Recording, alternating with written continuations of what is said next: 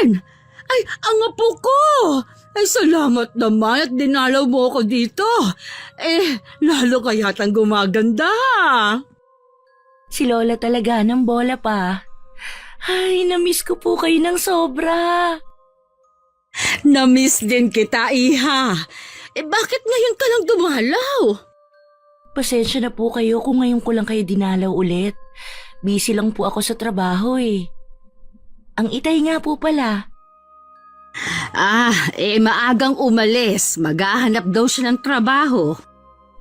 Huwag niyo na pong pagtakpan ng Itay. Hindi naman yun marunong magbanat ng buto eh. Kaya nga iniwan siya ng inay. Malay mo, sa mga susunod na araw magbago na ang tatay mo. Hindi ako nawawalan ng pag-asa. Dapat ganun ka din. Matagal na po ako nawala ng pananampalataya na magbabago pa ang Itay. Habang lumilipas kasi ang panahon, palala naman siya ng palala. Hindi naman ako nagkukulang sa pangaral sa kanya Masyado lang kasing naimpluwensyahan ng Itay mo ng mga barkada niya. Lola, hindi na po teenager ang Itay para ikatuwiran niyo yan. Talaga pong yun na ang ugali niya. Ganun pa man, kailangan mo pa rin siyang irespeto bilang ama mo. Alam ko naman po yun, La. Nire-respeto ko pa rin naman siya kahit hindi siya nagpakaama sa akin. Pagpasensyahan mo na lamang ang Itay mo kung marami man siyang pagkukulang sa'yo. Tanggap ko naman po na gano'n na ang Itay. Bumawi naman po ako sa pagkakaroon ng mabait na ina at lola na katulad niyo ni Lolo Guido. Kumusta naman ang inay mo? Okay naman po siya sa bago niyang pamilya. Nang malaman nga po niya na pupunta ako dito nagpadala po siya ng maliit na halaga para sa inyo. Panggastos niyo raw po. Nagbilin pa siya na wag na daw po kayong maglako ng biko kapag sobrang init at kapag umuulan. Hindi pa rin ako nakakalimutan pala ng nanay mo. Oo naman po. Gusto nga po niya sana kayong dalawin dito. Kaso ayaw daw po niya makita ang Itay. Naiintindihan ko naman siya sa dahilan niya. Puro ba naman pasakit ang ginawa ng tatay mo nung nagsasama pa sila?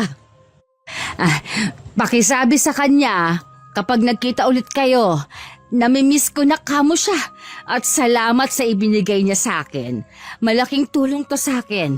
Idadagdag ko sa puhunan ko sa pagtitinda ng biko. Sasabihin ko po sa kanya. Naku, nauna ang kwentuhan natin bago kita alokin ng merienda. Heto kumain ka muna.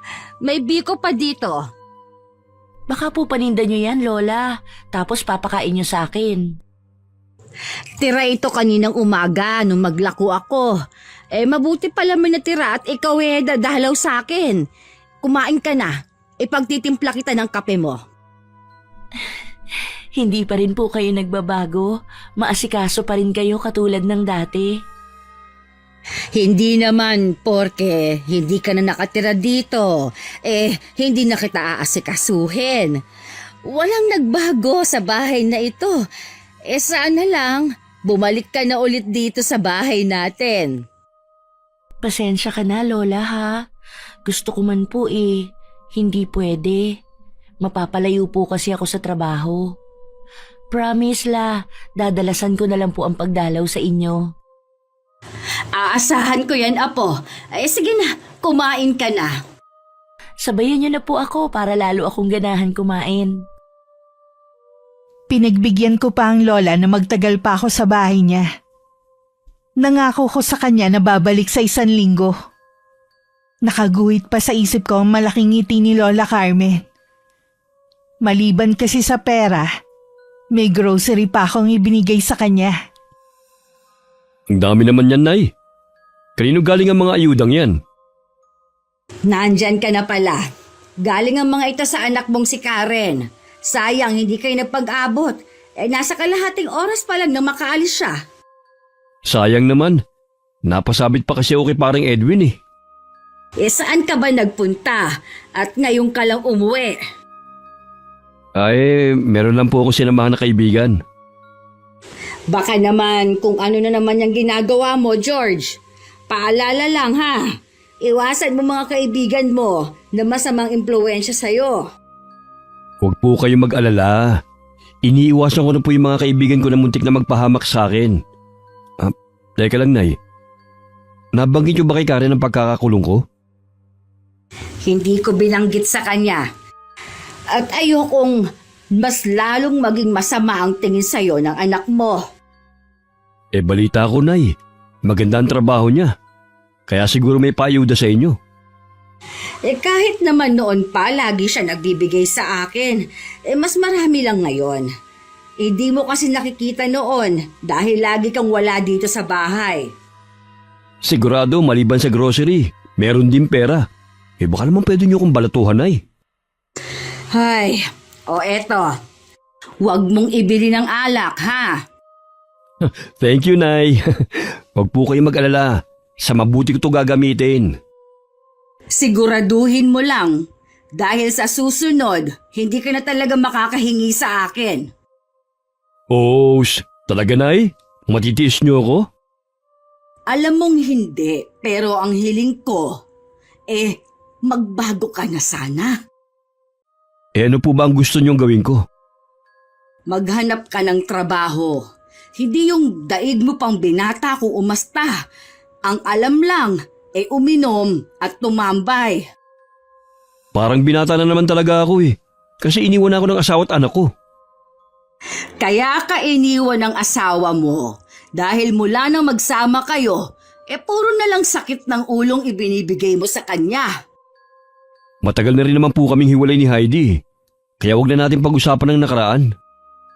Sige, wag na nating pag-usapan ng sa inyo ni Heidi. Pero gusto kong pag-usapan kung kailan ka ba magtatrabaho. Mahirap po magharap ng trabaho Lalo't may edad na ako. Kung gusto mo talagang magtrabaho, maraming paraan. Sadya lang talagang tamad ka. Hindi ka ba nahihiya sa mga mas matanda pa sa'yo? Mga naghahanap buhay pa? Bakit naman ako mahihiya? Hindi ko naman kilala yung mga tinutukoy nyo. Ay, ewan ko sa'yo. Ayaw mo talagang makinig sa akin. Nakikinig naman po ako sa inyo Nakikinig ka nga tapos inilalabas mo naman sa kabilang tainga. Di, wala rin ang pangangaral ko. Aalis na nga muna ako. Saan ka na naman ba pupunta? Di maghahanap po ng trabaho gaya ng gusto nyo. Ano pang trabahong makukuha mo sa ganitong oras? Bahala na po. Huwag niyo na po akong hintayin. George! Teka lang, huwag ka na umalis at gabi na. Hindi ka pa naghahapunan. Ay, pambihira talaga tong lalaki na to.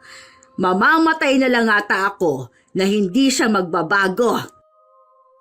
Sa kabila na nagsabi ng itay na wag na siyang hintayin sa pag-uwi, hinintay pa rin siya ni Lola Carmen.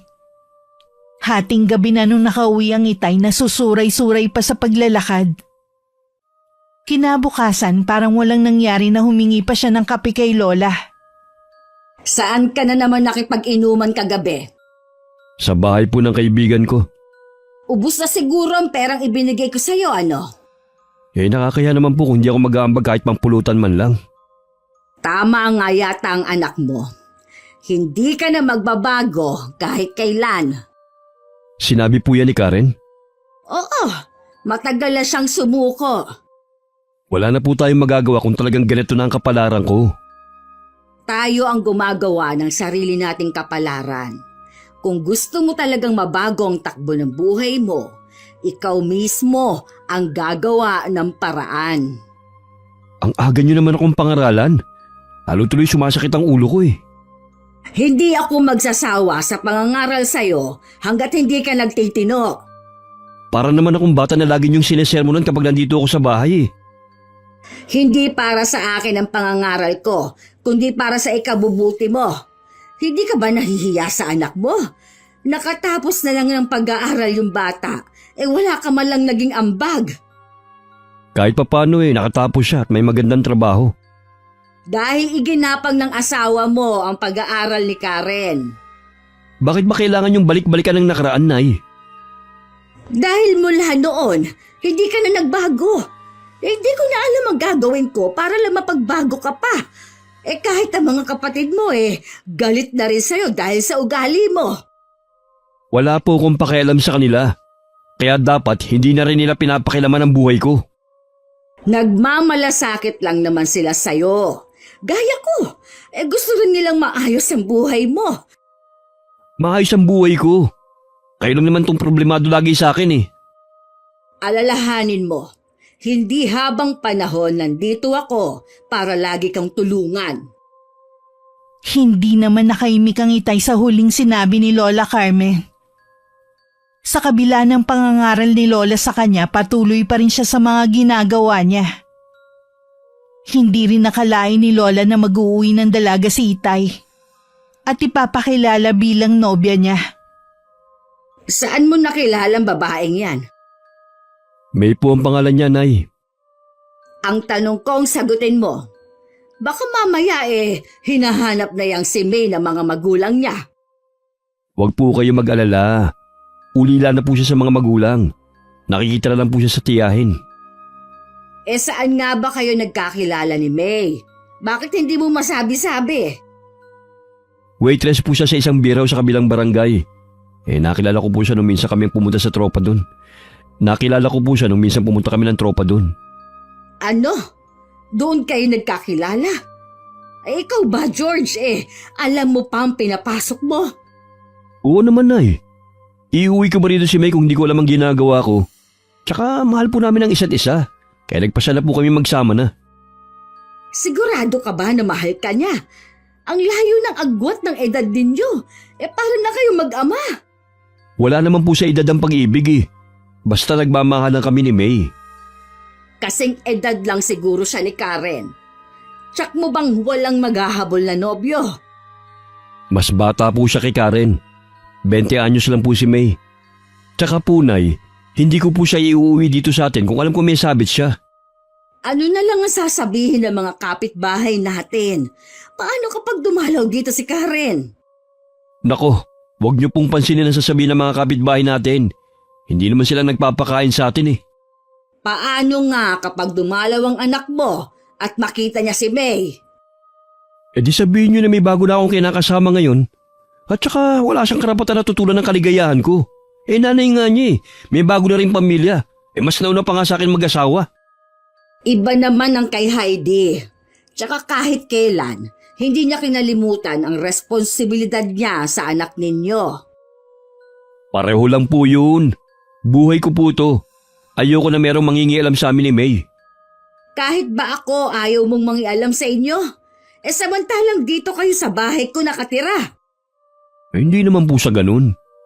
Pero Nay, sana maunawaan niyo na masaya ako kay May. Suportahan niyo lang po ako. Bahala ka na nga. Sana naman, huwag ninyo nang iasa sa akin ang mga gastusin ninyo. Halos magkandakuba na ako sa paglalako ng biko para sa ating dalawa. Hindi ko na kaya kung magdadagdag ka pa ng isa pa na bubuhayin ko. Huwag po kayo mag-alala, Nay. Sa Lunes po magsisimula na ako magtrabaho. Talaga? Saan ka naman magtatrabaho? Sa ginagawa pong bahay, malapit lang dito sa atin. Sa construction ka papasok. Di ba, ayaw mo ang ganoong trabaho? Pagtsatsagaan ko na lang po kaysa wala akong trabaho. Tsaka na lang ako maghahanap ng iba. Kailangan ko na po magsipag dahil may asawa na akong kailangan buhayin. Ay, o siya. Mukhang si May ang magiging dahilan para magbago ka na. Ibig po bang sabihin hindi na kayo tutol sa pag-aasawa ko?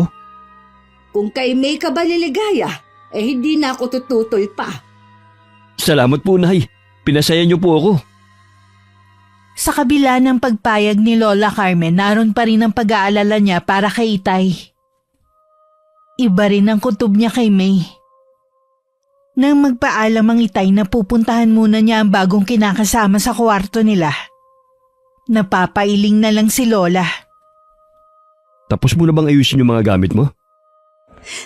Malapit na itong matapos, babe. Siya nga pala, narinig kong nag-uusap kayo ng nanay mo. Ayaw ba niyang narito ako? Hindi Wala siyang tutol sa relasyon natin. May mga ilang bagay lang siyang tinanong tungkol sa'yo. Natural lang naman yun dahil hindi kanya kilala. Ay, salamat. Akala ko magkakaproblema ako sa nanay mo eh. Ang nanay ko ang pinakamabait sa lahat. Kahit na kailan hindi ako matitiis noon. Siya nga pala, marami pa akong kailangan na gamit katulad ng shampoo at sabon. Mamaya pupunta tayo sa tindahan. Bibili tayo ng mga kulang mong mga gamit. Sino palang maglalaban ng mga damit ko? Alam mo namang hindi ako naglalaban ng mga damit ko, di ba? Kapag may trabaho na ako, uupa na lang tayo ng labandera. Pansamantala, makikisuyo muna ako kay inay na isama sa labahin niya yung mga damit mo. Siya kasi naglalaban ng mga damit ko eh. Buhay prinsesa pala magiging buhay ko dito. Sa iba tong bahay na to?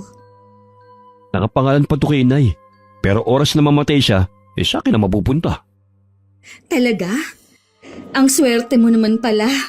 Pati ako swerte rin dahil may bahay na rin ako. Wala bang maghahabol kung sakali? May mga sariling bahay na yung mga kapatid ko. Hindi na nila hahabulin ang bahay na ito kung sakali mang mapunta sa akin. Yung nag-iisa mong anak, sigurado ka bang hindi tayo magkakaproblema sa kanya? Wala nga pakialam sa akin yun eh. May magandang trabaho nga. Hindi man lang magawang mag-abot sa akin. Hindi man lang naiisip na utang pa rin niya sa akin kung bakit siya nabuhay. Wala ngang utang na loob. Pero dapat hinihingin mo pa rin. Hindi tama na naghihirap ka. May anak ka naman na nagtatrabaho. Si ina yung lagi niyang binibigyan. Inaabot na naman ako kahit papano. Minsan nagdadalo yun ng grocery dito. Kung halimbawa man na magkaharap kayo at wala ako dito sa bahay, huwag mo na lang intindihan kung hindi ka papansinin. May pagkasuplada kasi yun eh. Manang-mana sa nanay. Huwag ka mag-alala. Hindi naman ako papatinag sa anak mo. Subukan niyang magmaldita sa akin. Sa tingin mo uurungan ko siya. Hindi naman basagulay ang anak ko eh. Kaya huwag mong hamunin ng away. Oo na, joke lang naman yun eh. Tara na nga lumabas, nagugutom na ako eh. May pagkain kaya sa kusina niyo? Meron yan. Laging nagluluto ang inay. Nabanggit mo na naglalako ng biko ang inay mo? Siya rin ba ang gumagawa nun? Oo, siya nga. Halika na, labas na tayo. Para makilala mo pa ng lubusan si inay. Makipagkwentuhan ka sa kanya para hindi ka mailang sa kanya. Kasalukuyang nasa sala nun si Lola Carmen nang lumabas ang dalawa sa kwarto nila. Agad namang umiti si May sa lola ko. Tipid ng ngiti naman ang isinukli ni Lola sa kanya at mataman na titig na parang sinusuri ang dalaga. Nay, meron po bang pagkain sa kusina? Oo, kaya lang baka hindi na kasyang kanin. Hindi ko naman kasi alam na may kasama kang uuwi ngayon. Kung ganun, magsasaing pala muna ako. Baka mabiting kami. Bumili ka na rin ng isa pang ulam. Baka mabitin din kayo eh. Sige po, Nay. May, dito ka muna ha. Makipagkwentuhan ka muna kay nanay. Magsasaing lang ako at bibili na rin ang ulam natin. Sige, hihintayin ko na lang na tawagin mo ko. Iha, nabanggit sa akin ni George, ulila ka na daw. Opo, Lola. Bale, tiyahin ko na po ang nagpalaki at nagpaaral sa akin. Alam ba ng tiyahin mo ang tungkol sa inyo ng anak ko? Opo, alam ni Chang. Hindi lang po niya alam na malayo ang agwat ng edad namin ng anak niyo. Baka naman mamaya biglang sumugod dito ang tiyahin mo at gumawa ng eksena. Ay nako, hindi po yun. Hindi naman po niya kasi alam na si George ang sinamahan ko. Kung manggugulo man po siya, sa trabaho ko po siya pupunta. Bakit kasi hindi kayo formal na nagpaalam sa tiyahin mo bilang respeto na rin sa kanya? Ay nako, hindi po yun papayag. Mawawalan po kasi siya ng gatasan kapag nagkataon. Sa bagay nga po pala, wala na rin akong maibibigay sa kanya ngayon dahil sumama na ako kay George. Ganon ba? Ikaw naman, nasisiguro mo bang ang anak ko na ang gusto mong makasama?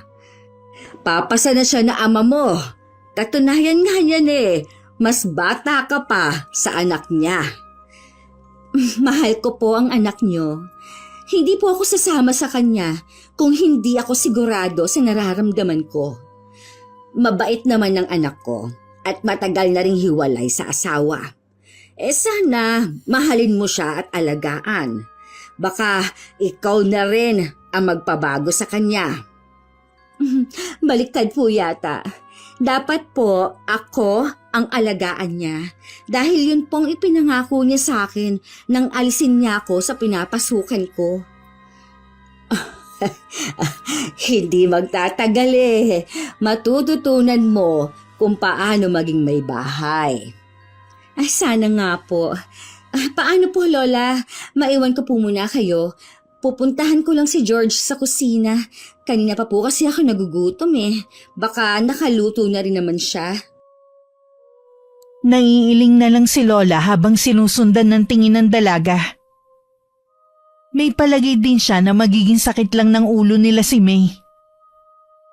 Dahil na rin sa kaabalahan ko sa trabaho, hindi ko natupad ang pangako ko kay Lola. Nadadalaw sa linggong yun. Akala ko po ba'y dadalaw si Karen sa inyo ngayong linggo? Ayun ang sabi niya. Baka abala lang sa trabaho kaya hindi nakapunta. Gusto ko rin kasing ipakilala sa kanya si May. Malay natin magkasundo pala silang dalawa. Sana nga. Kaya lang, kilala mo ang anak mo. Hindi siya yung tipong basta na lang nakikipaglapit sa isang tao. Napakasuplada naman kasi ng batang yun eh. Manang-mana sa nanay niya. May bako. Akala ko ba ngayong araw ka magsisimulang magtrabaho? Oo nga po. Kaya lang tinanghali po ako ng gising eh. Baka bukas na lang. Maintindihan naman ako ng kumpare ko na nagpasok sa akin doon. Paalaala lang ito, iho. Iniwan ka na ng una mong asawa. Kung ayaw mong ganun muli ang mangyari, ay maging responsable ka na sana. Oo naman po, Nay. Tinanghali lang po talaga ako ng gising ngayon. Bukas aagahan ko na talaga. Nay? Maglalako na po ba kayo ng biko? Hindi ako maglalako ngayon. Ipapakuha ko lang ito kay Ding at siya na ang bahala. Napakainit kasi ng panahon. Bilin kasi sa akin ni Karen na wag na akong maglako kapag ganyang kainit. Masyado talaga kayong inaalala ng apo nyo, no? Samantalang ako, di kumusta, wala. Hindi ka pa ba nasanay sa anak mo? Kahit wala siyang sinasabi, nag-alala pa rin yun sa'yo. Ano pong gagawin nyo ngayong hindi kayo maglalako? Maglalaban na lang ako para hindi sayang ang araw. Tamang-tama po. Ipapasabay ko na rin po yung mga damit namin ni May. Hindi po kasi sanay maglaba yung asawa ko eh. Sige, ilabas mo ng mga damit niya. Mabuti na lang at gumagana pa ang luma nating washing machine dahil kung mano-mano ko gagawin hindi ko kakayanin. Ilalabas ko na lang po mamaya. Nay, ano po palang almusal natin? Nagprito ako ng tuyo at talong. Kumain na lang kayo dyan. Nako, hindi ko makain ng tuyo si May eh. Baka may pera kayo dyan, Nay. Itong 50. Ibili mo ng ulam na gusto niya. Kulang po to, Nay. Dagdagan nyo naman. Wala na akong pera dito. Mamaya pa kapag nakaubos ng paninda. Ay, nako, sige na nga. Pero Nay, mamaya kailangan masarap ang ulam ha. Medyo maselan po kasi si May sa ulam eh. Ganun naman pala eh. Dapat nga talaga may trabaho ka para maibigay mong mga gusto ng bago mong asawa. Dahil hindi sa lahat ng oras, meron akong pambigay sa inyo. Sisipagan ko na nga po sa trabaho. Siya, mamaya na lang. Nandito na rin si Ding. Meron lang ako sa kanyang ibibilin. Ilabas mo na rin ang labahin ninyo. Nasa kalagitnaan na nun ng paglalabas si Lola Carmen nang marinig niya ang pagtatalo ng dalawa dahil sa ulam. Naiiling na lang siya na itinuloy ang pagsasampay ng mga nilaban niya. Nung hapon habang nag-uusap sila mag-ina, narinig nilang tumili si May. Mangiyak-ngiyak na lumabas ng kwarto habang hawak sa kamay ang isang damit. Anong nangyari? Bakit ka umiiyak? Yung butones ng blouse ko, natanggal. Sino ba kasi naglaban nito? Ako ang naglaban yan kanina. Hindi ko alam na may butones pala yan. Basta ko nalang inilagay sa washing. Naku, ano? Inilagay mo to sa washing? kinukusot lang to eh. Pasensya ka na, Iha. Hindi ko naman sinasadya. Hanapin ko na lang yung botones. Nandun lang yun sa labahin. Oras na hindi mo makita ang botones ng damit ko, humanda ka. Hindi ako papayag na hindi mo ito bayaran. Huminahon ka nga. Damit lang naman yan eh. Hindi naman sinasadya ng inay na mawala yun. Anong damit lang to? Para sabihin ko sa'yo. Ilang buwan ko rin pinag-ipunan ang ipinambili ko sa damit na to. Tapos, sisirain lang ng nanay mo? Hindi nga sinasadya ni inay. Pagpasensyahan mo na lang. Pwede sana mapigilan kung kinusot na lang sana niya. Imbis na magpasalamat ka dahil nilaban ng inay ang mga damit mo, galit ka pa. Huwag naman ganun. Ay ewan! Magsama nga kayo mag-ina! May, teka lang naman, nag-uusap tayo eh. Hayaan mo na lang siya. Palipasin mo muna ang init ng ulo niya bago mo kausapin. Pasensya na po, Nay ah. Mabait naman po si May eh. Baka may sumpong lang. Bago pa lang kayong nagsasama, pinakita na niya agad ang tunay niya ugali. Ngayon pa lang, iho, mag-isip-isip ka na. Nabigla lang po si May. Hindi na po maulit ang nangyari. Nabubulagan ka lang sa kanya, iho, dahil bata at maganda siya. Tandaan mo, mas mahalaga pa rin ang ugali kesa sa panlabas na anyo. Alam ko naman po yun. Pero mahal ko po si May. Ngayon lang po ako naging masaya ng ganito. Lahat gagawin ko para hindi niya ako iwan. Kaya mo naman palang gawin ang lahat para sa isang babae. Bakit hinayaan mong mawala si Heidi doon? Alam niyo naman po ng mga bata pa kami nung nagsama kami nun. Isang malaking pagkakamali lang po ang pagsasama namin. Mukhang nahulog na nga talagang loob mo kay May. Saan na nga, nabigla lang siya kanina. Ayoko lang na masaktan ka sa huli. Hindi ko po kukonsintihan ang ginawa niya. Pagsasabihan ko po siya. Sana din po hindi kayo magalit sa kanya. At huwag magbagong pakikitungo niyo sa kanya. Hinanap naman ni Lola Carmen ang 2 butones na nawawala. Agad naman niya yung binalik kay May. Napilitan namang humingi ng paumanin sa kanya ang dalaga. Kinabukasan pumunta ako kay na Lola. Kitang-kita sa mukha niya ang saya. Pasensya na po kayo, Lola, kung ngayon lang ako nakadalaw ulit. Tambak po talaga ang trabaho ko ngayon eh. Naiintindihan ko naman. Hindi ko lang maiwasan na magtampo dahil nangako ka na dadalasan ng pagbisita sa akin. Gusto ko na po to pa rin yun. Sadya lang po na hindi umayon ng panahon. May problema po ba kayo? May nangyari po ba dito sa bahay? Wala naman. May kaunting pagbabago lang na naganap dito sa bahay. Ano po bang klaseng pagbabago ang nangyari? Una na sa lahat, may trabaho ng ama mo. Aba, magandang balita po yan. Ano pa po yung iba? Ang itay mo kasi ay nag-asawa na ulit. Ho? Sino namang babae ang nagkamaling patulan ng itay? Isang waitress, yung babae. At 20 anyos lang. Nandyan siya sa kanilang kwarto. Ano po, Lola? 20 lang yung babaeng inuwi ni tatay? Mabuti pinatulan siya. Hindi naman ako tutol sa pag-aasawa niya pero hindi ko maiwasan na mag-alala. Iniisip niyo po ba na may ibang motibo ang babaeng yon?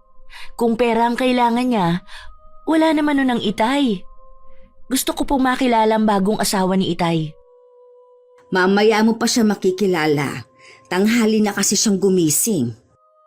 Ayos lang po, hanggang mamaya pa naman ako dito eh. Kumusta naman po ang ugali ng babae? Ayos naman, Iha. May pagkaisip bata pa nga lang talaga. Sa mga gawaing bahay dito, tumutulong po ba ang babaeng yon? Tumutulong naman siya kahit papano. Tsaka wala naman masyadong lilinisin dito sa bahay. Baka katulad din po ng itay na tatamad-tamad din. Hindi ako makakapayag na gawin lang po nila kayong alila dito sa bahay. Hindi ko naman papayagan na mangyari yun sa mismong pamamahay ko. Tama po yan, La. Dahil oras na malaman ko na may ginagawang masama sa inyo ang Itay at ang babae niya, ako ang makakalaban nila. Huwag mo nang problemahin ang dalawang yon. Ang mabuti pa'y kwentuhan mo na lang ako ng mga ganap mo sa buhay. Pakiramdam ko may tinatago sa akin si Lola. Iba talaga ang kutob ko. Pero hindi na rin ako nag-usisa pa sa bagong kinakasama ng Itay. Nang lumabas si Lola Carmen para bumili ng mga sangkap para sa lulutuin niyang ulam, naiwan naman ako sa bahay. Sakto naman nagising na si May. Lola Carmen? Anong almusal ko? Lola! Ay, nasa nga naman kaya matandang yun? Hindi yata naririnig ang tawag ko. Bingi talaga. Wala si Lola, lumabas sandali. Sino ka? Anong ginagawa mo dyan sa kusina? Paano ka nakapasok? Magnanakaw ka, no? Sa itsura kong ito, mukha ba ako magnanakaw sa'yo? Sino ka nga kasi? At nasa na matandang yun? Apo ako ni Lola Carmen at tatay ko ang kinakasama mo. Ikaw si Karen? Ay naku, pasensya ka na ha. Hindi ko naman alam na darating ka ngayon. Para ka naman kasing kabuti, basta nalang sumusulpot. Ganitong oras ka ba lagi gumigising? Wala naman akong gagawin kaya ayos lang na tanghali na ako magising. Ano kaya ang nilutong ulam ni Lola? Pritong itlog lang ang nakatakip sa lamesa. Itlog na naman. Ay talaga tong si Lola Carmen, puro na lang itlog ang niluluto sa almusal. Balak yata akong purgahin eh. Ay magpapabili na nga lang ako ng pandesal para maiba naman. Pasalamat ka nga meron ko nakakain sa umaga. Yung ibang tao walang pagkain pero hindi sila nagrereklamo. Huwag mo naman akong ikumpara sa kanila. Iba naman ang sitwasyon ko eh. Kung ayaw mo ng ulam sa mesa, bumili ka na lang ng sarili mong pagkain. Kaya nga hinihintay ko si Lola Carmen. Magpapabili ako ng pandesal sa bakery. Bakit kailangan pa si Lola ang utusan mo? Wala ka bang mga paa? Wala rin kasi akong pambili eh. Ibang klase ka rin oh. Wala ka nang pera, Lola ko pa ang uutusan mo. Heto ang pera, ikaw ang bumili ng pandesal mo. O sige, ako na ang bibili. Siya nga pala, ayoko na inuutusan mo si Lola Carmen. Ayusin mo rin ang pananalita mo sa kanya. Ikaw ang bata dito, dapat ikaw ang kumikilos. Wala naman akong sinasabi na masama ah. Hindi ako bingi. Sige na, bumili ka na ng pandesal mo. Baka maubusan ka pa. Unang paghaharap pa lang namin ni May, mabigat na ang loob ko sa kanya. Hindi ko rin nagustuhan na para bang ginagawa niyang utusan si Lola Carmen. Ilang sandali pa dumating na rin si Lola. Dala ang pinamili niya.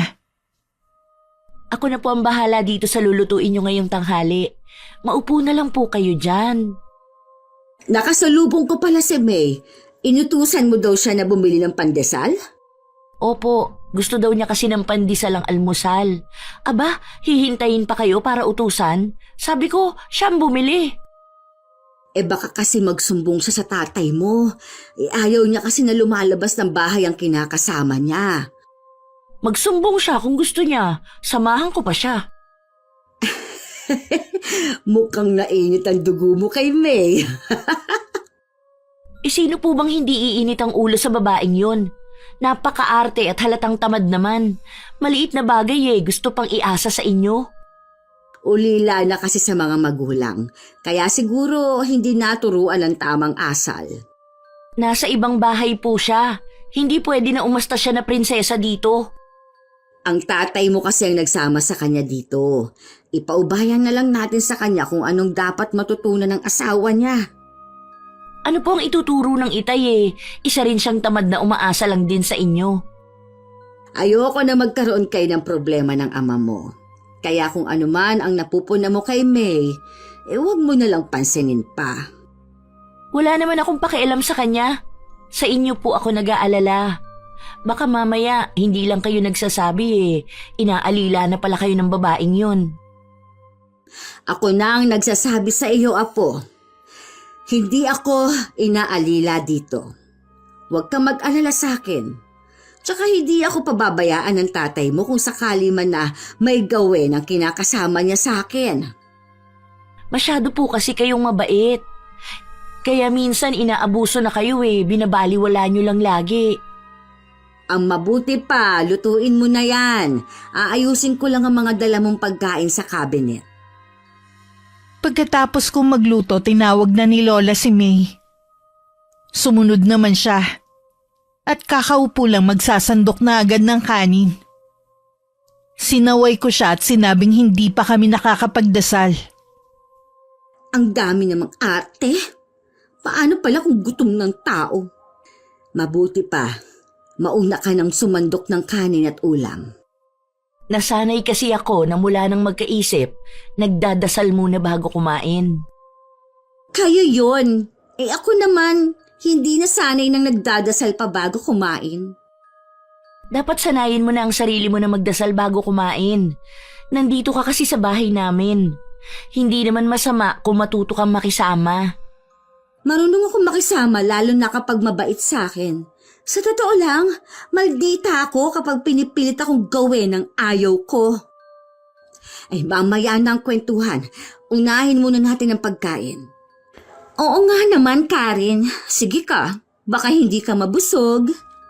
Ay, sige na, apo. Kumain ka na rin. Ang sarap ng luto mo. Marunong ka pala magluto, Karen. Ang sarap, ha? Ako kasi hindi marunong magluto Ano lang ang alam mong lutuin? Wala Minsan nga kahit pritong itlog nasusunog ko pa. Ngayong may asawa ka na, dapat natututunan mo na ang pagluluto. Kahit hindi na, hindi naman yun importante.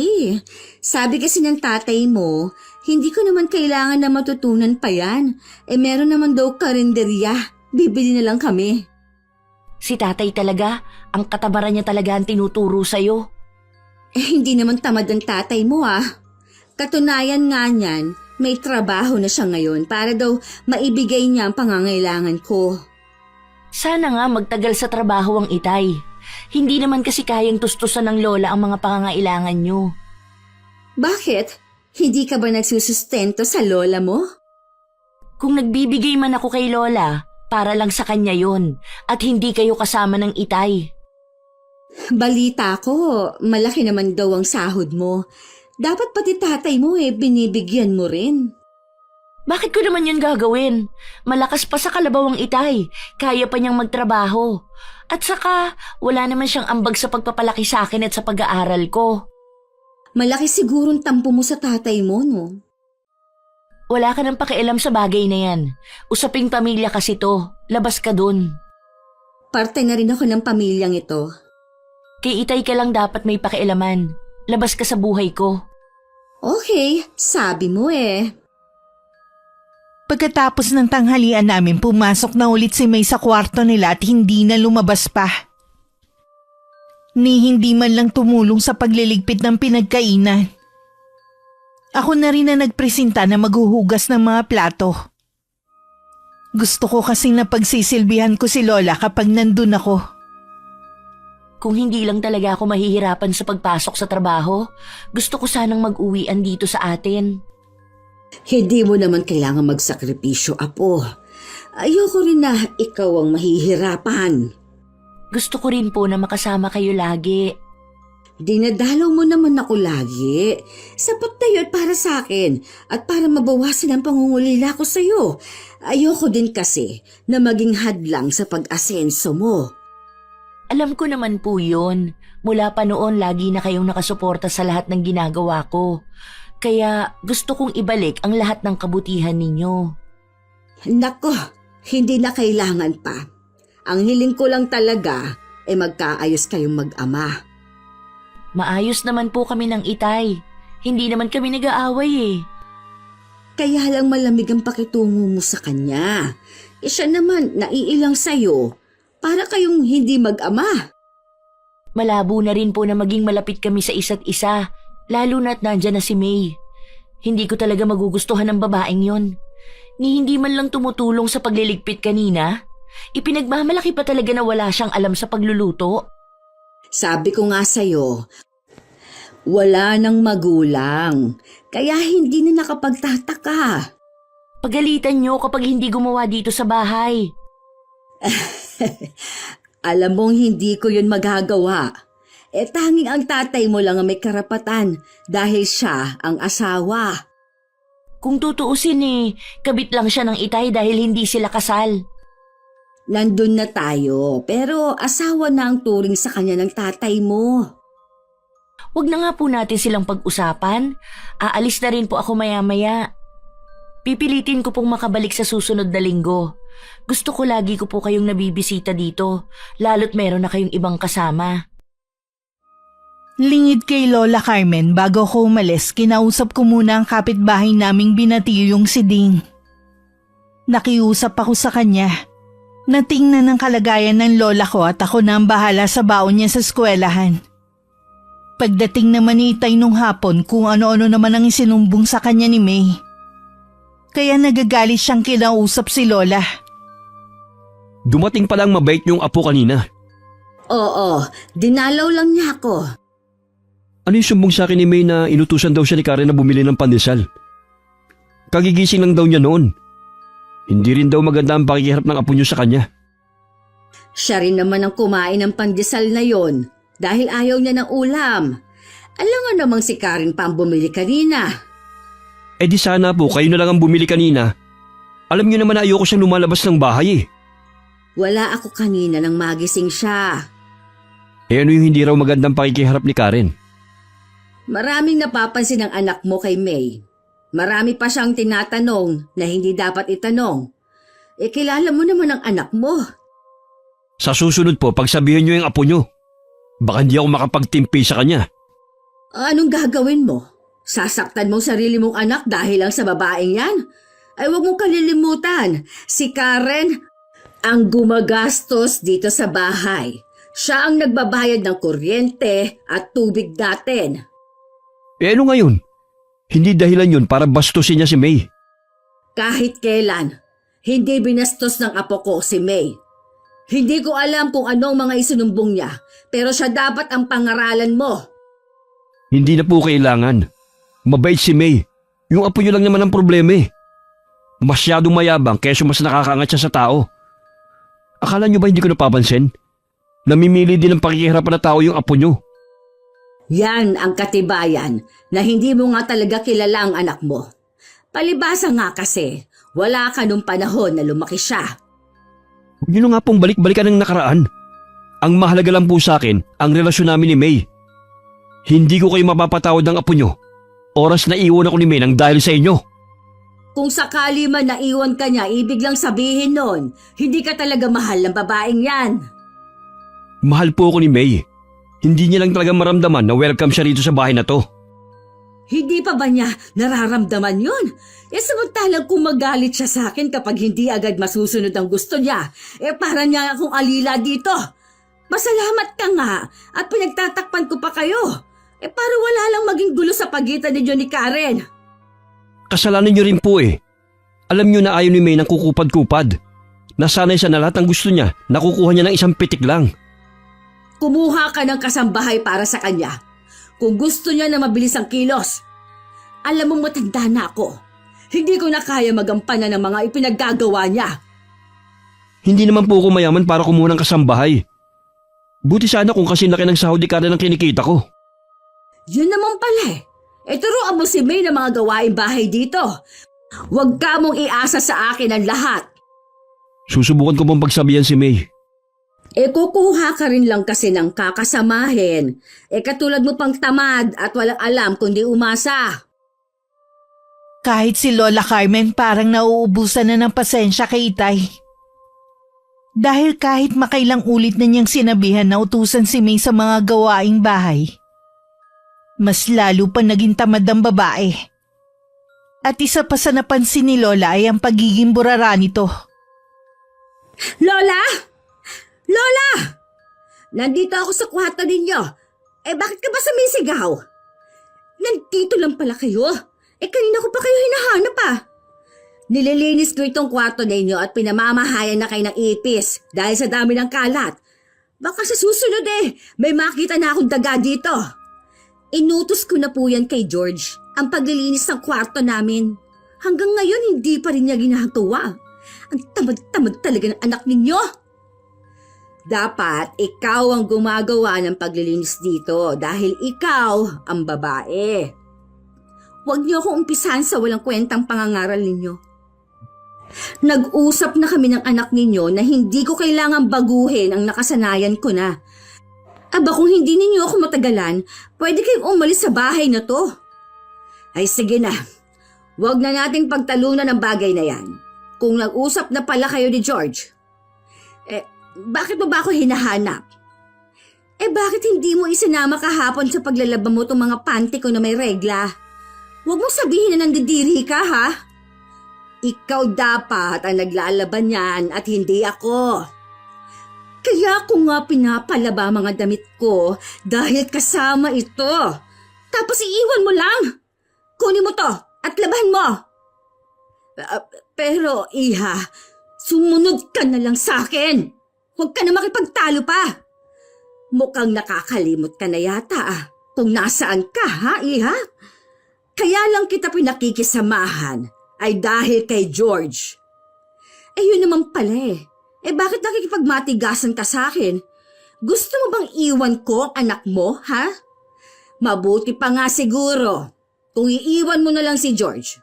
Hindi mo naman talaga mahal ang anak ko Paano ko naman mamahalin ang anak mo kung napakatamad naman at walang pangarap sa buhay? Kontento na sa kakarampot na sweldo. Wala naman kayong pinagkaiba ng anak ko. Kaya siguro kayo nagkasundo. Mamaya ako na lang itutuloy ang paglilinis sa kwarto ninyo. Uunahin ko munang paglalabas sa mga to. Matinding pagpipigil sa sarili ang ginawa ni Lola Carmen. Minabuti na lamang niya na tumalikod na lang. Sa maraming pagkakataon nagtitimpi na lang siya sa lahat ng ginagawa ng babae. Gusto sana niya magsumbong sa akin. Pero inaalala pa rin niya ang itay na kahit kailan walang pagpapahalaga sa kanya. Nay, ano na naman tong sumbong ni May sa akin, ha? Talaga bang hindi nyo na siya tatratuhin ng tama? Ano pa bang trato ang gusto mong gawin sa kanya? Ultimo panty na pinagreglahan niya. Ako ang naglalaba. Ultimo pambili ng soft drink sa tindahan. Inuutos pa niya sa akin. Ano pa ba ang kulang? Para yan lang nagrereklamo na kayo? Sinabi ko naman sa inyo, hindi nga maalam sa ganyan si May. Kung lagi mong ipagtatanggol ang babaeng yan, ipaalam ko na kay Karen ang nangyayari sa bahay na to. Huwag niyo pong ipaalam kay Karen. Maawa naman po kayo. Baka kung anong gawin niya kay May. Kapag nalaman ni Karen ang pangaaping ginagawa sa akin ng kinakasama mo at hinahayaan mo lang, baka pati ikaw madamay. Alam mong mahal na mahal ako ng apo ko. Matinding pagpipigil lang talaga ang ginagawa ko para hindi magsumbong. Sasabihan ko po si May na siya na lang maglaban ng mga damit niya. Wala sanang problema kahit akuin ko mga gawain dito sa bahay. Ang nagpapabigat lang sa aking kalooban ay ang pagsasalita niya ng masasakit sa akin. Ganun lang po si May. Kahit nga sa akin, grabe magsalita Lagi pa niya akong pinagbabanta na iiwan. Hindi naman niya magawa. Kailangan ko na rin sigurong sumuko na wala nang pagbabago sa'yo. May trabaho nga ako Hindi pa ba pagbabago to? Kulang pa nga sa babaeng yon ang sinasahod mo. Hindi naman na kayo mahiya na humihingi pa rin kayo sa akin. Wala na nga kayong ginagastos dito sa bahay. Huwag niyo na po akong sumbatan. Anak niyo naman ako hindi naman siguro masama na gastusan niyo rin ako. Siguro nga tama mga kapatid mo. Nasobrahan ako sa pag-aalaga sa'yo kaya kaganyan. Walang sariling disposisyon sa buhay. Ganyan ka na lang ba hanggang maging ugod-ugod ka na? Sinasabi ko sa'yo, wala kang aasahan sa mga kapatid mo, lalo na kay Karen. Hindi naman ako aasa sa kanila, no? Kahit noon pa wala silang pakialam sa akin. Basta akin ang bahay na ito. Siguro, kaya hindi ka iniiwan ni May dahil ipinangako mo ang bahay na ito sa kanya. Alam mong hindi mo masusolo ang bahay na ito. Bakit hindi pwede?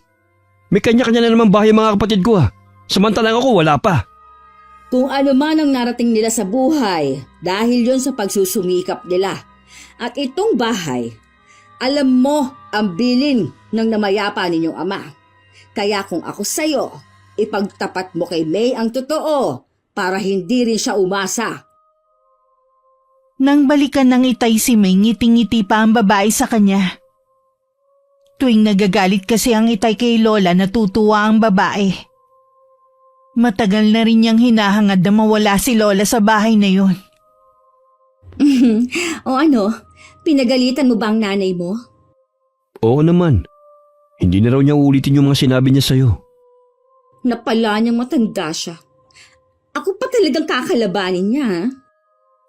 Babe. Matanda na rin naman ang inay. Hindi na nga siya makapagtinda ng bigo dahil sa pag-aasikaso dito sa bahay sa'yo. Baka pwede naman ikaw na maglaban ng mga damit mo. Tapos ikaw magpapalaba ka sa kanya ng mga damit mo? Ang daya mo naman. Baka kasi magsumbong siya kay Karen eh. Ano naman ngayon? Hindi mo kasi ako naiintindihan eh. Kapag nalaman kasi ni Karen, baka hindi na magbigay ng pera kay inay. At isa pa, may naalala kasi ako bigla sa lolo ni Karen. Ano naman ang tungkol sa lolo ng anak mo? Basta. Tsaka baka hindi ka rin maniwala kasi. Ay ewan ko nga sa'yo. Huwag ka na magalit. Para din to sa kapakanan mo.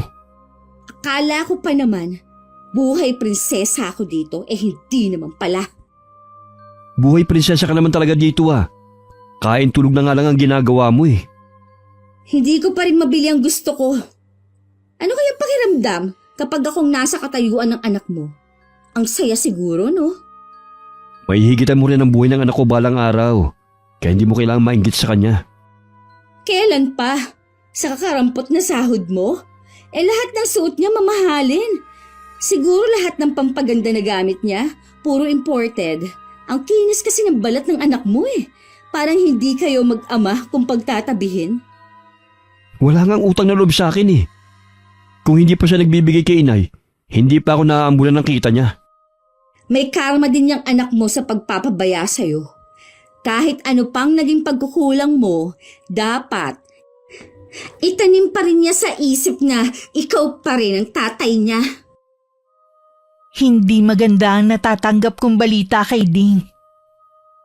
Hindi na raw makagawa ng biko si Lola. Dahil sa dami ng tambak na gawain sa bahay. Nagpupuyos din ng kalooban ko. Nang malaman ko na laging sinisigawan ni May ang lola ko kapag hindi agad nasusunod ang gusto. Nang araw na yun pinuntahan ko si Lola. Isang tagpo ang hindi ko inaasahan na madadatnan ko. Lola! Bakit mo kinakaladkad ang lola ko? Kara na po! Wala akong ginagawa sa kanya. Mali ka lang iniisip mo. Hindi ako bulag at lalong hindi ako tanga. Ano bang iniisip mo? May ginagawa ako sa lola mo? Ikaw na babae ka. Noon pa kinukutuban na ako sa'yo na meron kang hindi magandang gagawin. Huwag kang lalapit. Kung hindi, sisigaw ako. Duwag ka naman pala eh. Lola ko lang ang kaya mo. Diyan na nga kayo.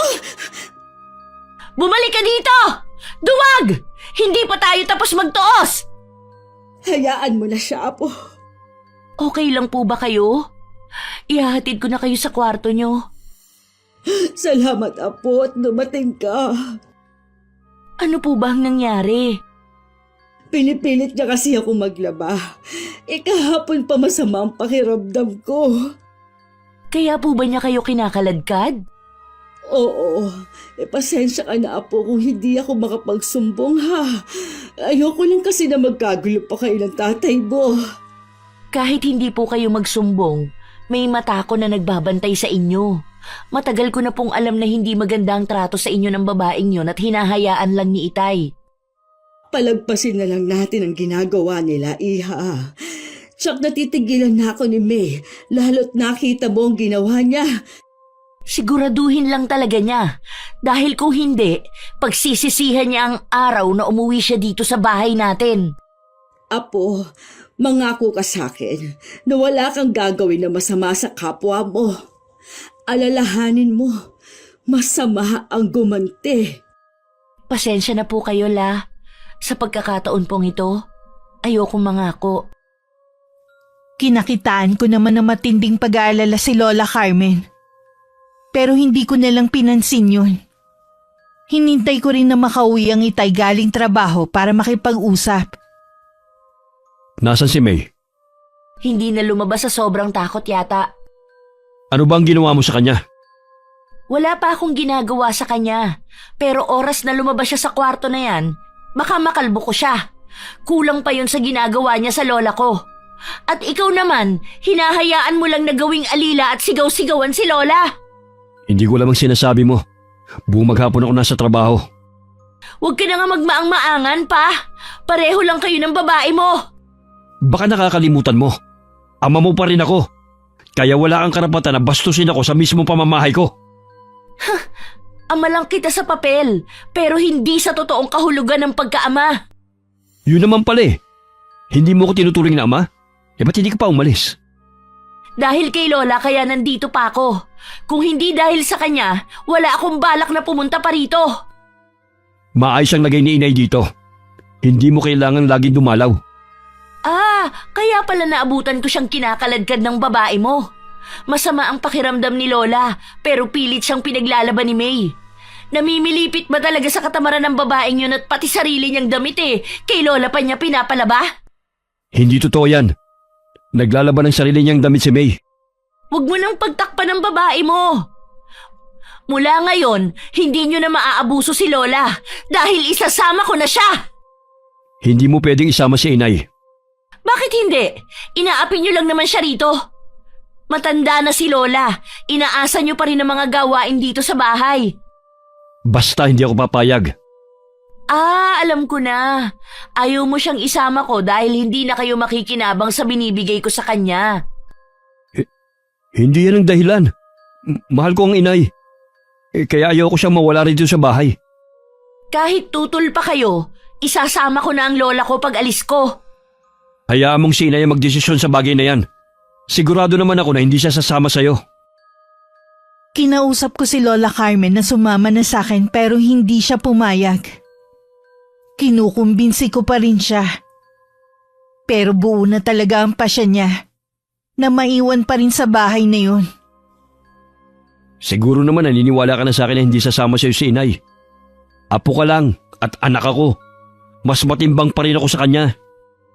Malinaw naman kasi ang dahilan nyo kung bakit ayaw mong pasamahin si Lola. Pwes, mula ngayon, ititigil ko na ang pagsusustento sa bahay na ito.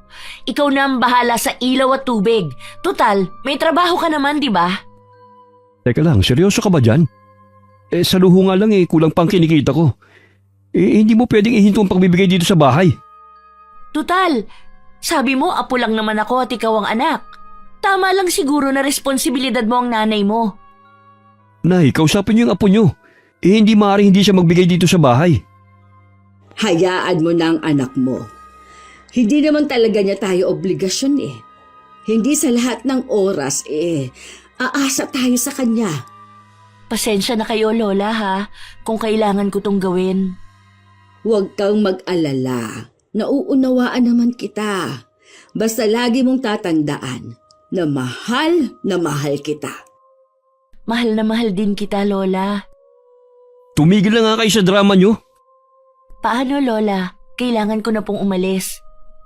Mag-iingat po kayo, ha. Tawagan niyo na lang ako kapag gusto niyo na magpasundo sa akin. Talagang gusto mong makuha ang inay Kahit na kailan, hindi ko siya ibibigay. Aminin mo na kasi na hindi mo naman talaga mahal ang Lola. Kaya mo lang siya gustong nandito dahil malaki ang pakinabang mo sa kanya. Nakikiusap ako sa inyo. Huwag na kayong mag-away. Mag-ama pa rin kayo kahit ano ang mangyari. Sige po, Lola. Aalis na ako. Sige, umalis ka! Huwag ka na magpapakita rito Kapal na mukha mo. Akala mo kung sino ka na? Palibasa maganda lang ang trabaho mo. Tama na, George. Wala na si Karen at hindi na siya babalik. Nakatapos lang kasi at may magandang trabaho. Akala mo kung sino na kung umasta sa pamamahay natin Mabait si Karen. Sinagad niyo lang kasi ang kabaitan niya. Lalo ka na. Hanggang sa huling sandali, hindi ka talaga nagpakaama sa kanya. Kung katulad din lang niya, mabuti pang kalimutan niya na ako bilang tatay niya. Kung ganon, kailangan mong magsipag sa trabaho. May obligasyon ka na kada buwan. Hindi ko naman yun kaya sa kita ko sa pagtitinda ng biko. Minsan nga nauubos pa ang puhunan ko dahil sa inyo ni May. Susubukan ko pong maghanap ng trabaho na may mas malaking sahod. Mabigat din sa kalooban ko ang ginawa kong desisyon. Pero naisip ko kasi na yun lang ang paraan para mapilitang sumama sa akin si Lola. Lingid sa akin dahil sa ginawa ko madalas magulo sa bahay. At si Lola na pagbabalingan ng galit ni May. Ano na naman bang nangyayari dito, ha? Pagsabihan mo yung nanay mo. Wala daw pagkain. Tinatamad lang yata siya magluto, no? Hindi ako nakapagluto dahil wala na akong ipambibili pa. Ngayon lang tayo nawala ng almusal, ha? Paano ako maniniwala sa'yo? Ayaw mo lang talagang magluto. Bakit ba hindi mo ipaliwanag sa kanya kung anong nangyayari, George? Meron ba kayong itinatago sa akin, ha? George, sumagot ka! Kailangan natin magtipid. Hindi na kasi magbibigay si Karen ng panggastos dito sa bahay. Ang apo ko kasi ang gumagastos dito sa bahay. Kaya kahit ibigay sa'yo ni George ang buong sahod niya, kumakain pa rin tayo at hindi napuputulan ng kuryente at tubig. Kasalanan mo rin kasi. Nakita niya mismo kung paano mo saktan si inay. Bakit akong sisisihin mo? Ikaw itong nangako na magbubuhay prinsesa ako sa piling mo. Yung pala, kabaliktaran ang ipararanas mo sa akin. Kung maayos mo sanang trinato si inay, hindi mangyayari to. Ano pa bang ginagawa ng matandang yan dito sa bahay kung wala naman pala siyang silbi? Lumayas ka na dito, tanda. Magiging pabigat ka lang dito Dagdag palamunin ka lang sa amin. Bitiwan mo ako! Aray! George! Tulungan mo ako! May! Saan mo dadali si inay? Bitiwan mo siya! Huwag kang mangialam dito, George! At ikaw na matandang walang silbi, ha?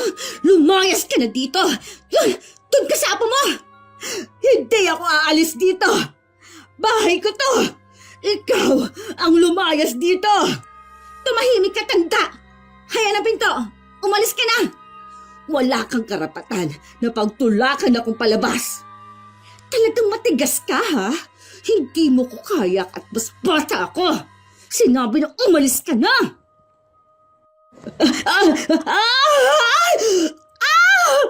George! Inay! Lola? Hindi ko po sinasadya. Ano ba itong ginawa ko? Bakit mo tinulak si inay? Hindi ko naman sinasadya Hindi ko na alam na hagdan na pala ang nasa likod niya. Nay? Nay, gumising po kayo. Baka napasama ang pagkakahulog niya. Kailangan natin madala sa ospital si inay.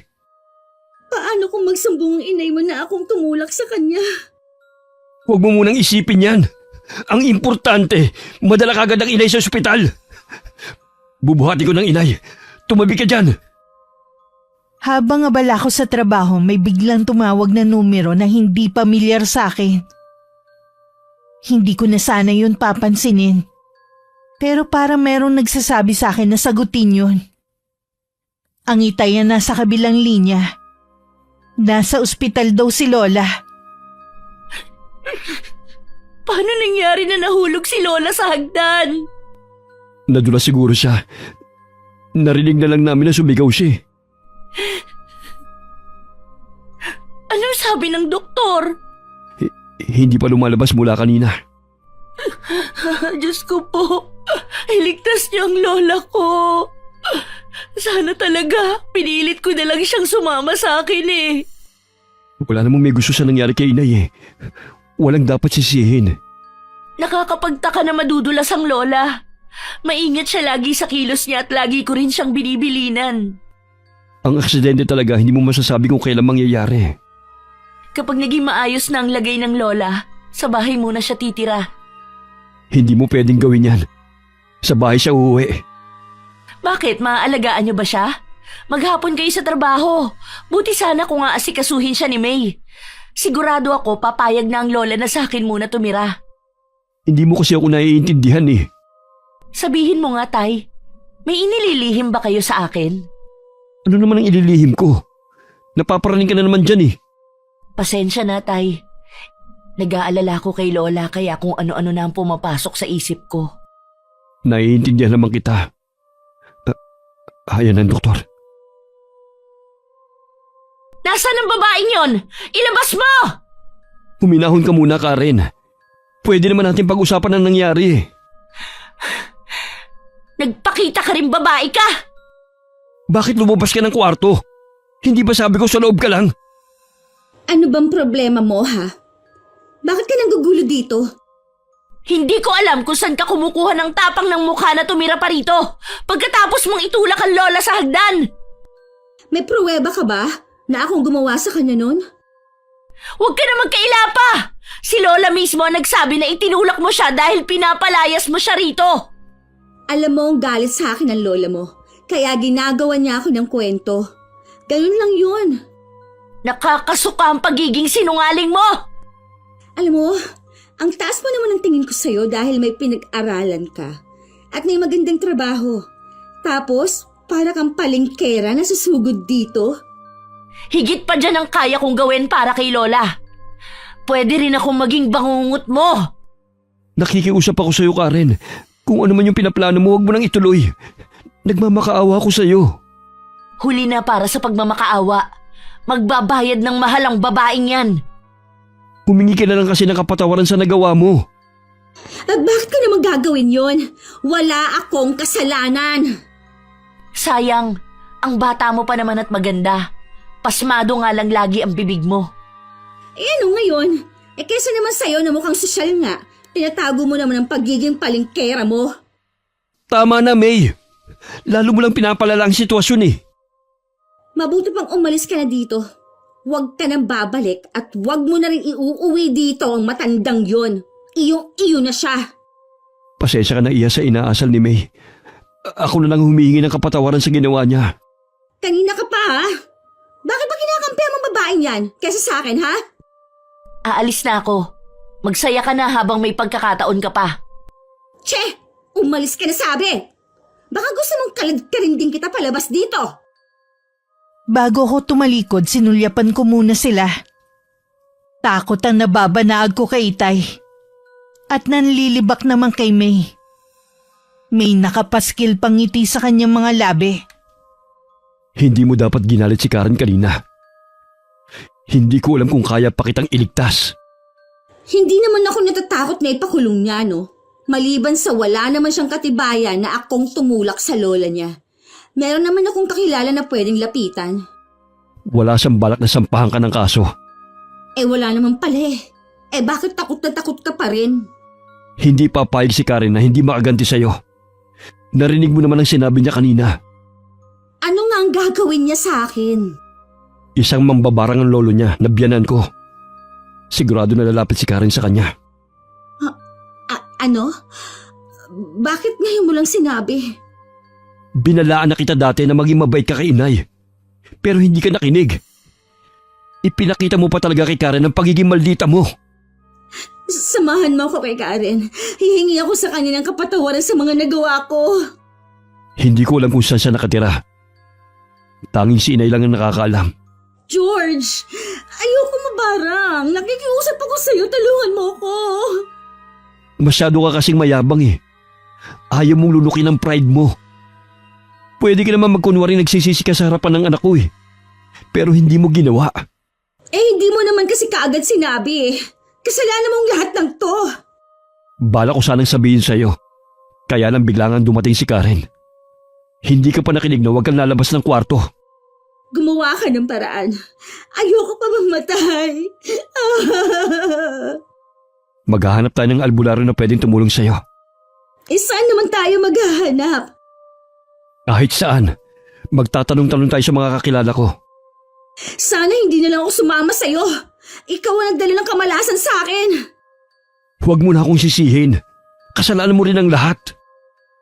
Nang mga sandaling yun, kasalukuyan kong kausap si Lolo Guido, ang ama ng inay. At titiyak ka ba sa gusto mong mangyari? Opo, Lolo. Gusto ko ring maghirap ang babaeng yon gaya ni Lola Carmen. Kumusta na pala si Carmen? Nakalabas na ba siya ng ospital? Ilang araw na po siya sa ospital. Kailangan pa po siyang obserbahan ng mga doktor. Kapag po inuwi na siya, habang buhay na po siyang nakahiga dahil sa pagkabali ng gulugod niya. Isang himala na lang daw kung makakapaglakad pa siya. Ay, kawawa naman. Napakabait pa naman ang lola mo.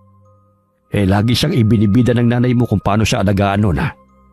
Kaya kahit gusto kong barangin ang ama mo noon, yun ang pumipigil sa akin. Kaya nga po hindi ko matanggap ang nangyari sa kanya. Kailangan po mabigyan ng hustisya ang ginawa ng babaeng yun. Dahil buo na ang pasya mo, ngayon mismo gagawin ko na ang orasyon. Tamang-tama, gutom na ang mga alaga ko. Sabik na silang makatikim ng laman at dugo ng tao. Humayo kayo mga alaga ko. Puntahan ninyo ang taong may malaking pagkakautang sa apo ko. Pasukin ninyo ang loob ng katawan niya at magpakabusog kayo. Tingnan ko lang kung magawa pa siyang mailigtas ng itay. Kahit makahanap sila ng magaling na albularyo, huli na rin. Sa bagsik ng aking karunungang itim, walang makakatalo sa akin. Salamat po, Lo, sa tulong nyo. Hindi mo kailangang magpasalamat. Ibinabalik ko lamang din ang kabutihan ng lola mo sa iyong ina. Nang mga oras na yun, hindi na mapakali sina Itay at May. May nakita na silang albularyo at hinihintay na lang ang pagdating. Balisaan na rin si May dahil sa mga naririnig na bulong sa paligid. Bakit ang tagal ng albularyo na yun? Baka hindi na siya darating. Kanina pa sumasakit ang tiyan ko. Nagugutom ka ba? Sa tingin mo, makakakain ako sa sitwasyon natin. Pasensya ka na. Huwag ka mawala ng pag-asa. Malalampasan natin to. George, lumalaki ang tiyan ko. Parang may laman na tubig. Oo nga, parang lobo sa bilis ng paglaki. George, tulungan mo ako. Teka, sisilipin ko sa may bintana ng albularyo, baka parating na. Hindi ko na kaya ang sakit. Parang may kumakain sa mga laman loob ko. George! Nandito na ang albularyo. Konting tiis na lang. Patawad, George. Hindi ko na kaya. May! Saktong nasa may pintuan na ang albularyo nang sumabog ang hindi na mapigilang paglaki ng tiyan ni May. Mula ron lumabas ang mga insekto na kumakain ng laman loob niya. Napaluhod na lamang sa sahigang Itay habang tumatangis. Isang buwan pagkatapos ng pangyayaring yun, inuwi ko na si Lola Carmen sa mismong bahay niya.